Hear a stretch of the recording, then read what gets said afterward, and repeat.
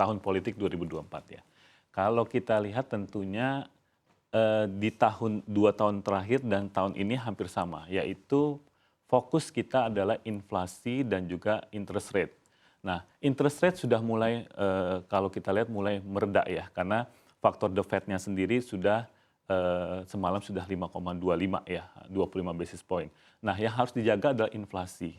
Tapi kalau kita ngomong di internal kita di Indonesia, inflasi kita juga cukup baik ya. Amerika pun sudah mulai turun. Harusnya di 2024 optimisme untuk masalah inflasi dan kenaikan suku bunga itu udah mulai mereda ya. Jadi ekonomi bisa mulai kembali bangkit, kemudian faktor dari kredit pun ya akan mulai berjalan dengan cukup baik. Menurut saya itu yang Baik. akan terjadi. Kalau tadi kita mendengar Pak Yuri sampaikan ada potensi di kuartal 1 2024 ini The Fed bisa memangkas suku bunganya begitu dan Bank Indonesia juga diprediksi ya di waktu yang sama ada ruang untuk bisa memangkas suku Ya, bunganya. Artinya ini kan bersamaan dengan tahun politik sedang berjalan begitu. ya. Seperti apa nih dampaknya? Karena biasanya juga banyak orang yang menunda investasinya ketika di tahun politik. Gini, kalau kita lihat mengenai tahun politik, sebenarnya demokrasi di Indonesia juga cukup berjalan dengan baik. Kita lihat ke belakang saja pemilu-pemilu sebelumnya, dengan gonjang-ganjingnya politik di Indonesia, ekonomi pun bisa dengan baik terkendali ya. Jadi kita lihat bahwa di tahun 2024 ya kita melihat bahwa ada beberapa kandidat. Nah, tinggal nanti apakah calon wapres dari kandidat tersebut akan mengerucut ke situ. Harusnya di 2024 kalau kita lihat politik harusnya minimal sama atau lebih baik dari tahun sebelumnya.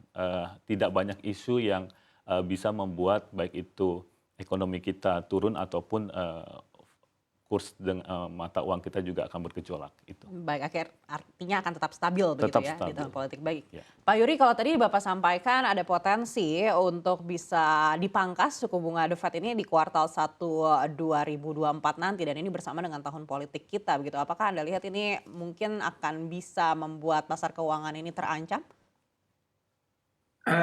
Saya rasa tidak, Mbak. Jadi sebenarnya tahun politik di Indonesia ini justru kalau saya lihat dia akan membantu dari sisi pertumbuhan ekonomi, ya. Dan acara pesta demokrasi kita pun saya rasa saya prediksikan juga akan berlangsung dengan lancar. Tantangannya ke depan kalau saya lihat ya sampai penghujung tahun 2023 ini seperti Pak Doni bilang itu justru masih jaga-jaga mengenai inflasi. Ya, terutama kalau di Indonesia ini mungkin yang harus kita waspadai adalah ekspektasi dari dampak El Nino ke depannya. Cuman saya rasa pemerintah akan mampu mengatasi ini ya karena manajemen suplai bahan makanan dengan didukung oleh kapasitas fiskal yang ada, saya rasa itu mampu menjaga suplai food di Indonesia. Jadi sebenarnya kalau saya lihat BI sendiri sebenarnya sekarang sudah punya room, Mbak, untuk menurunkan suku bunga ya. Tapi berhubung the Fed-nya yang masih kalau saya bilang lebih ke arah cautious ya, bukan hawkish. Jadi lebih baik menunggu untuk menurunkan 19.000. Namun kalau saya lihat BI akan menggunakan instrumen lainnya selain 19.000 untuk sedikit melonggarkan likuiditas di pasar gitu. Ekspektasi Anda apakah BI bisa memangkas suku bunga acuannya lebih cepat di akhir tahun ini, Pak Yuri? Saya rasa tidak, Pak. Belum. Baik, artinya mulai di tahun yang sama di 2024 ini ya BI sudah ada ruang yang lebih nyata lagi untuk bisa memangkas suku bunga acuannya. Ya, BI kita pasti akan menunggu langkah dari The Fed juga, Mbak. Baik, Anda lihat di saat tersebut seperti apa volatilitas rupiah? Kalau saya lihat dengan kebijakan yang dilakukan BI seperti triple intervention di market dan dengan adanya peraturan yang baru mengenai devisa hasil ekspor ya, itu saya pikir volatilitas rupiah masih dalam level yang bisa dijaga oleh institusi moneter kita, Mbak. Baik, Anda lihat rupiah akan ada di level berapa di akhir 2023 ini, Pak Yuri?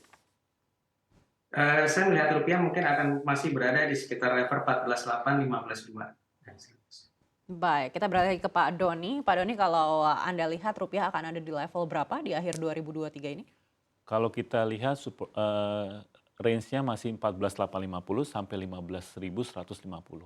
Ya, karena kita masih ada tantangan lagi, the Fed meeting lagi di September.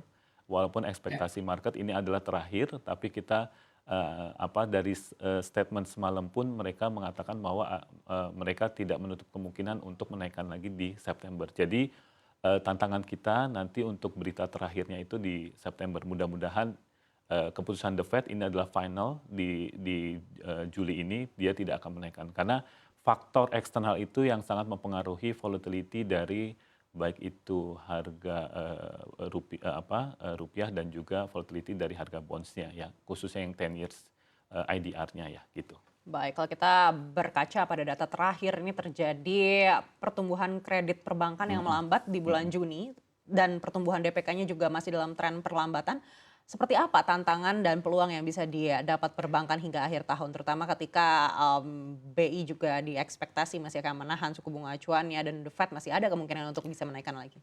Jadi gini, kalau saya lihat di data di sini ya, perlambatan pertumbuhan kredit ini kan terutama disebabkan oleh faktor kredit yang sektor UMKM ya. Pertumbuhan kredit UMKM sebelumnya di bulan Maret itu tumbuh 8,5%, turun menjadi 6,6%. Nah, ini yang menjadi tantangan juga untuk di kredit di tahun ini. Tetapi yang perlu kita cermati adalah tentunya bank akan, walaupun perlambatan kredit ini, bank mempunyai satu sisi lagi, yaitu mereka akan meningkatkan fee based income-nya, baik itu dari sektor produk-produk yang bisa membantu untuk menutupi dari keterlambatan kredit ini. Jadi menurut saya apabila nanti sampai akhir tahun ataupun di tahun depan ekonomi ini sudah mulai berjalan dengan baik, kemudian kebijakan BI juga sangat baik, sehingga saya lihat bahwa pertumbuhan kredit nanti akan kembali baik ya seperti sebelumnya. Di 2024?